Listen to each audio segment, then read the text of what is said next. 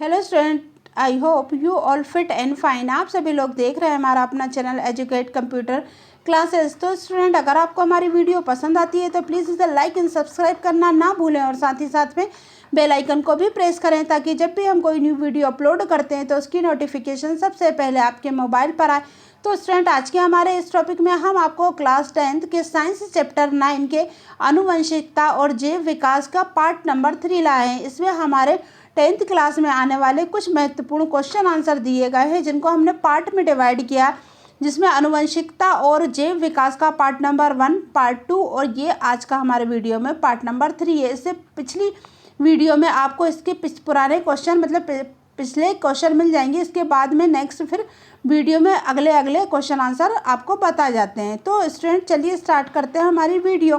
तो यहाँ पर स्टूडेंट, आपने अगर मेरी इस वीडियो का सेकंड पार्ट देखा होगा तो वहाँ पर हमने यहाँ पर गुणसूत्र के बारे में बताया था कि नर और मादा के अंदर कौन कौन से गुणसूत्र होते हैं। तो यहाँ पर मैंने बताया था कि नर के अंदर XY होते हैं और मादा के अंदर XX होते हैं, जिनके मिलने से संतान उत्पत्ति होती है। जब X गुणसूत्र से मिलता है तो लड़का पैदा होता है और जब Y X से मिलता है तो लड़की पैदा होती है। तो यहाँ पर ये चीज़ें यहाँ पर डायग्राम में बताइए कि युग्मक, युग्नज और फिर संतानोत्पत्ति और फिर यहाँ नर और मादा। तो ये जो युग्मक होते हैं, जब X से मिलता है तो बेटा पैदा होता है और जब XY से मिलता है तो बेटी पैदा होती है। ये यहाँ पर इसके गुणसूत्र युग्मक बताए गए हैं। तो आप इसको देखकर अच्छे से आसानी से समझ सकते हैं कि यहाँ पर XY इससे मिला है, XY इससे मिलता है तो ये होता है, और अब अगर XY इससे मिलता है तो ये होता। तो फिर इसमें बताया कि निषेचन क्रिया में यदि पुरुष का X लिंग गुणसूत्र स्त्री के X लिंग गुणसूत्र से मिलता है तो इससे XX का जोड़ा बनेगा। मतलब अगर पुरुष का X स्त्री के X से मिलता है तो कौन सा जोड़ा बनता है? XX का। अतः संतान लड़की के रूप में होगी। लेकिन जब पुरुष का Y लिंग गुणसूत्र स्त्री के X लिंग गुणसूत्र से मिलकर निषेचन करेगा तो क्या बनेगा? XY बनेगा। इससे लड़के का जन्म होगा। किसी भी परिवार में लड़के या लड़की का जन्म पुरुष के गुणसूत्रों पर निर्भर करता है, क्योंकि Y गुणसूत्र को तो केवल स्त्री के पास होता है। तो हमारे क्या है, जो XX मिलकर जो बनता है वो क्या होता है? उससे बेटी होती है, और जो XY मिलकर बनता है तो उससे क्या होता है?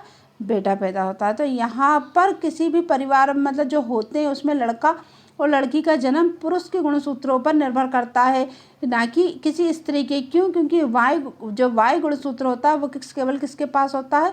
वो सिर्फ स्त्री के पास होता है। तो चलिए स्टूडेंट, फिर इसके बाद हमारा क्वेश्चन है कि वे कौन से विभिन्न तरीके हैं जिनके द्वारा विशेष लक्षण वाले विशिष्ट जीवों की संख्या समष्टि में बढ़ जाती है। मतलब वो कौन से विभिन्न तरीके हैं जिनके द्वारा विशेष लक्षण वाली विशिष्ट जीवों की संख्या समष्टि में बढ़ जाती है। तो आंसर है इसका, विशेष लक्षण वाले विशिष्ट जीवों की संख्या समष्टि में बढ़ जाती है। इसके निम्नलिखित कारण है। यदि लक्षण जीवित रहने में सहायता करता है तो ये जनसंख्या में बढ़ेगा तथा प्रकृति इसका चयन कर लेगी। सेकेंड है कि जिनके विभिन्न विकल्प किसी जनसंख्या के अचानक परिवर्तित होते हैं। नंबर 3 पर है, इन पर वह विभिन्न जनसंख्याओं के बीच संकरण से एक ही गति के जीवों में जीनों का आदान प्रदान होता है, जिससे विभिन्नताएं एवं लक्षण बढ़ेंगे। तो स्टूडेंट, यहाँ पर हमारा क्वेश्चन ये कहता है कि वो कौन कौन से तरीके हैं जिनके द्वारा विशेष लक्षण वाले जीवों की संख्या में समष्टि मतलब जीवों की संख्या बढ़ती है। तो यहाँ पर उन्होंने निम्नलिखित कारण बताए हैं। नंबर 1 में बताया कि यदि किसी लक्षण जीवित रहने में सहायता मतलब अगर कोई सा ऐसा लक्षण है जो जीवों को जीवित रखने में सहायता करता है तो ये जनसंख्या में बढ़ेगा तथा प्रकृति इसका चयन करेगी। मतलब फिर प्रकृति नेचर इसका खुद सेलेक्ट करती है कि ये जीवित रहेगा या नहीं रहेगा। क्यों? क्योंकि ये फिर प्रकृति पर डिपेंड करता। फिर सेकंड है कि जिनके विभिन्न विकल्प किसी जनसंख्या में अचानक परिवर्तन होते हैं। मतलब जिनके विभिन्न विकल्प जो होते हैं वो किसी जनसंख्या में अचानक मतलब जनसंख्या में बढ़ोतरी या जनसंख्या में कमी पर डिपेंड करते हैं। फिर थर्ड है कि इन प्रवाह विभिन्न जनसंख्याओं के बीच संकरण से एक ही गति के जीवों में जीनों का आदान प्रदान होगा, जिससे विभिन्नता एवं लक्षण बढ़ेंगे। तो इन प्रभाव में क्या होता है? जनसंख्याओं के बीच संकरण होता है, तो एक ही गति के जीवों में जब जीनों का आदान मतलब लेना और देना होता है तो इससे विभिन्नता एवं क्या होते हैं? लक्षण बढ़ते हैं, जिससे क्या होता है कि जो जीवों की संख्या की समष्टि होती है वो बढ़ती जाती है। तो जब ऐसे कारण प्रकृति में खुद प्रकृति उनको बढ़ावा देती है और बनाती है, जिससे प्रकृति पे डिपेंड करती है ये चीज़ें कि कौन से जीव बढ़ेंगे और कौन से घटेंगे। क्यों? क्योंकि उनके अनुसार उसका नेचर भी होना चाहिए। तो स्टूडेंट यहाँ पर इन क्वेश्चनों के आंसर दिए गए हैं। ये हमारे बहुत इम्पोर्टेंट क्वेश्चन है जिनका आंसर यहाँ पर दिए हुए हैं। आप इनको याद करें, ये बहुत ईजी लैंग्वेज में है। आप लोगों को ये वीडियो पसंद आई होगी और अगर इसमें कोई भी डाउट होता है तो प्लीज़ कमेंट बॉक्स में कमेंट करके ज़रूर बताएं। Thank you.